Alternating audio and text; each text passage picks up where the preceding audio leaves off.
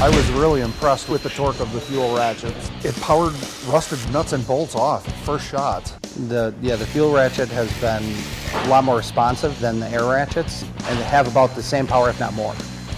I like not tripping over an air hose when I'm working on a car. It just makes it a lot more efficient. Well, the fuel ratchet seems very dependable. It has the power and the torque when I need it.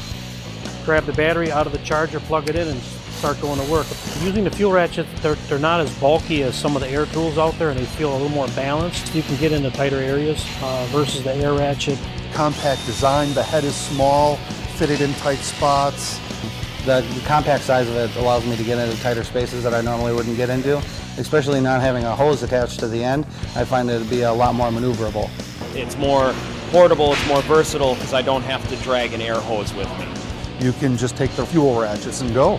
I feel that they're really meant for a professional use. They're durable, they're compact, they hold up well in this type of environment. I have been ridiculously impressed with the fuel ratchet's durability. The quality of the fuel ratchet tool seems to be geared more towards a professional. It holds up to lots of abuse. I will be replacing my 1/4-inch drive with a Milwaukee fuel ratchet. I'd use it. I've been turning a wrench for many, many years, and I haven't found anything better out there that will do what it needs to do.